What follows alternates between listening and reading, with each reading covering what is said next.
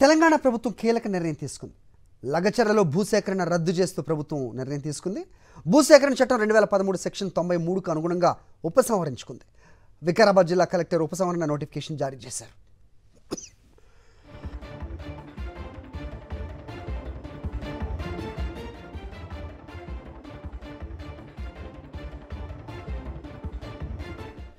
Right, breaking న్యూస్గా చూడాల్సిన అవసరం ఉంది. తెలంగాణ ప్రభుత్వం కీలక నిర్ణయం తీసుకుంది. లగచర్లలో భూసేకరణ రద్దు చేస్తూ ప్రభుత్వం నిర్ణయం తీసుకుంది. భూసేకరణ చట్టం 2013 సెక్షన్ 93కు అనుగుణంగా ఉపసంహరించుకుంది. వికారాబాద్ జిల్లా కలెక్టర్ ఉపసంహరణ నోటిఫికేషన్ జారీ చేశారు.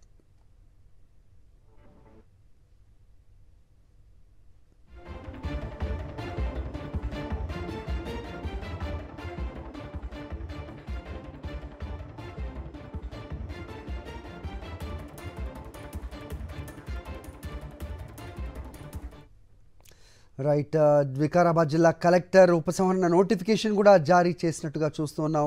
మరిన్ని అప్డేట్స్ మా కరెస్పాండెంట్ శేఖర్ అందిస్తారు. శేఖర్, చెప్పండి, మొన్న దిలావర్పూర్, ఇవాళ లగచర్ల, సో రెండు అంశాల్లో కూడా ప్రభుత్వం ఉపసంహరించుకున్న పరిస్థితులు మనం చూస్తున్నాం. సో ఏకాభిప్రాయం కుదరనందుకే గ్రామస్తులు అలాగే స్థానికుల దగ్గర నుంచి 80% మేర ప్రజలు వ్యతిరేకించినట్టుకే ఈ నిర్ణయం అనుకోవచ్చా? అంటే 80% మంది అంగీకారం తెలపనందుకు. అది తెలంగాణ రాష్ట్ర ప్రభుత్వం కీలకమైనటువంటి నిర్ణయం తీసుకుందని చెప్పుకోవాలి. ఫార్మా విలేజెస్ అట్లాగే ఇండస్ట్రియల్ పార్క్ ఏర్పాటు చేసేటువంటి సందర్భంలో 100 ఎకరాల భూసేకరణ చేపడతాము, ఎవరు అడ్డుపడినా కూడా మేము వెనక్కి తగ్గము, అది జరిగి తీరుతుంది అన్నట్లుగా రాష్ట్ర ప్రభుత్వం నిన్నటి వరకు చెప్పింది. కానీ ఈ రోజు నోటిఫికేషన్ విడుదల చేసింది. జిల్లా సంబంధించినటువంటి కలెక్టర్ ఈ నోటిఫికేషన్ లో విడుదల చేశారు.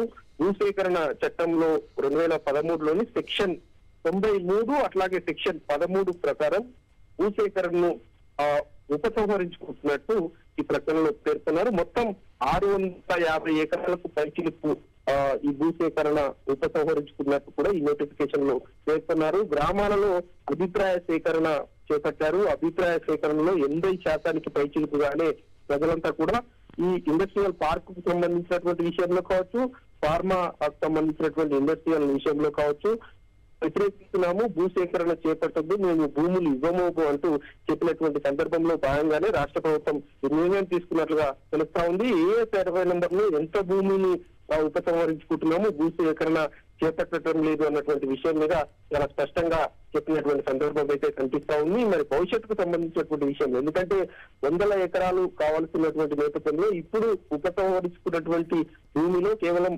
650 ఎకరాలకు పైచులకు మాత్రమే ఉంది. కాబట్టి మిగతా భూమికి సంబంధించినటువంటి విషయంలో ఏ రకంగా ప్రభుత్వం ముందడుగు వేయబోతుంది, భవిష్యత్తులో ఆ అంశం మీద ఎట్లా ప్రకటన చేయబోతుంది అన్నది చూడాల్సి ఉంటుంది. మరి ఓకే శేఖర్.